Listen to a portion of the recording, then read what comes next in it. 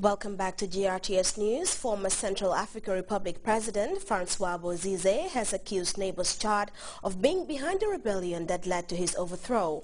Bozize, who is now in exile in Cameroon, was speaking for the first time since the Lika rebels entered Bangui. And in South Africa, President Jacob Zuma has vehemently denied accusations his government sent troops to the Central African Republic in exchange for mining concessions. 13 South African troops died in fighting while defending their base as the rebels advanced on the capital. We have details of those stories and others in this roundup report. The ousted Central African Republic president spoke out for the first time since he went into exile in Cameroon. A Cameroonian private TV channel interviewed Francois Bozize in a Yaoundé hotel where he now stays. The former president accused Chad of dropping him and helping Seleka insurgents. According to Bozize, Chad is also opposing his presence at the extraordinary summit on the Central African Republic, which opens in N'Djamena. The controversy has been growing in South Africa since the death of 13 soldiers in the Central African Republic. President Zuma paid tribute to these troops killed last week by insurgents during the taking of Bangui. The high death toll raised many questions. South African press is claiming that the regime sent in soldiers to support Bozize in exchange for mining contracts. Zuma denies the allegations. We reject any insinuation that these soldiers were sent to the Central African Republic for any reason other than in pursuit of national interests and the interests of the African continent. But South Africans are not impressed. The opposition demands an investigation into the role of the South African Army in the Central African Republic. Côte d'Ivoire is reinforcing its military presence in the West. According to the Ivorian Army Chief of Staff, 600 troops are now stationed in Toulepleu, Giglo, and Tai. The soldiers who are assisted by UN air patrols will stay here until at least the April 21st legislative elections. The goal is to restore security in the area, which has lately witnessed numerous deadly attacks. Pascal Simbikangwa is the first Rwandan national to be tried in France for his role in the Rwandan genocide. The former military commander was arrested in Mayotte in 2008.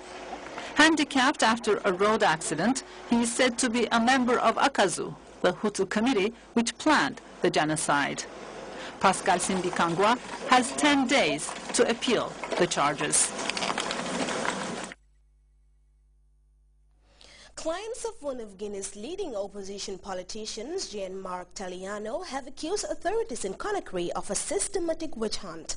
Taliano was arraigned before a magistrate twice a week, first for insulting the Guinean president.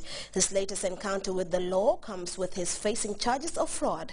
Guinea's top opposition figures, including Cellou Dalein Diallo, have come to the defense of their colleague. We have details in this report. For the second time in 2 weeks, Jean-Marc Taliano has appeared in court.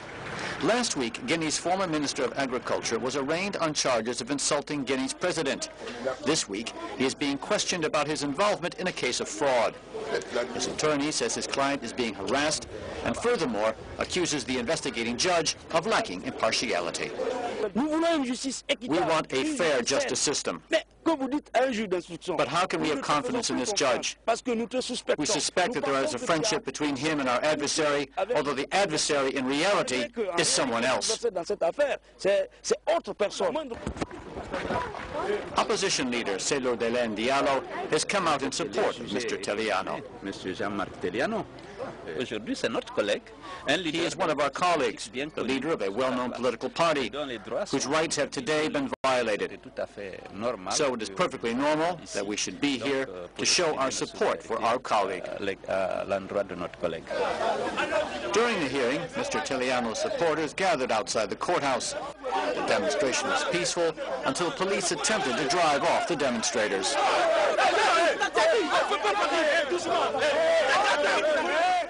It required the intervention of Mr. Taliano himself to prevent the situation from getting out of control. Tension is brewing on the Korean peninsula as North Korea and its 29-year-old leader Kim Jong-un continue to fan the flames of war. The reclusive state has announced operations at the Yongbyon nuclear plant. Pyongyang had agreed to suspend work there in 2007 as part of an aid for disarmament deal.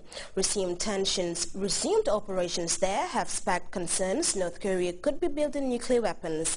CNN's Jill Doty has more on the reaction of the international community on Pyongyang's latest move. Korea hurls another threat, announcing Tuesday it will restart a nuclear reactor it shut down more than 5 years ago. From the United Nations Secretary General, an ominous warning. The current crisis has already gone too far. Nuclear threats are not a game. In Washington, Secretary of State John Kerry meets with South Korea's foreign minister. The North's escalating belligerence topping their talks. What Kim Jong-un has been choosing to do is provocative, it is dangerous, reckless, and the United States will not accept the DPRK as a nuclear state. Back in 2007, there were signs of progress when the North's previous leader, Kim Jong-il, ordered the reactor at Yongbyon to be dismantled as part of talks with the U.S. and its allies over his nuclear program. But soon after, nuclear tests continued. The latest one in February appeared to be the biggest yet. The seismic signature was larger than the previous two tests, which means whatever they blew up had a higher yield to it. Which probably represents an advancement. But U.S. officials say they've seen no signs yet the North is trying to restart that reactor. The consensus, for now at least, it's more bluster than reality. The U.S. has already parked a destroyer in the Western Pacific that's capable of shooting down missiles, and it's ordered another one to remain on station in Asia. Jill Doherty, CNN, the State Department. Well, we now take our second break. We'll be right back.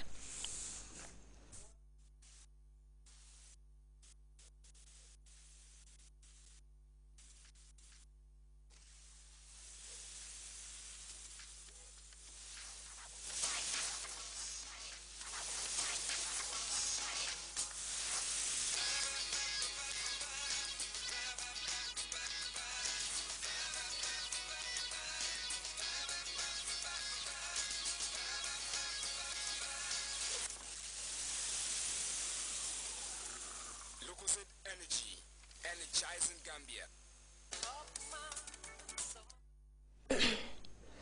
Well, from that, a reminder of our top stories before we go. Independent Electoral Commission Chairman Alhaji Mustafa Karayel has set the stage is set for the April 4th local government elections. Gambia Radio and Television Services has partnered with The Image and Africa Productions to enrich the quality of television programs. President Jacob Zuma has denied sending South African troops to the Central African Republic in exchange for mining concessions.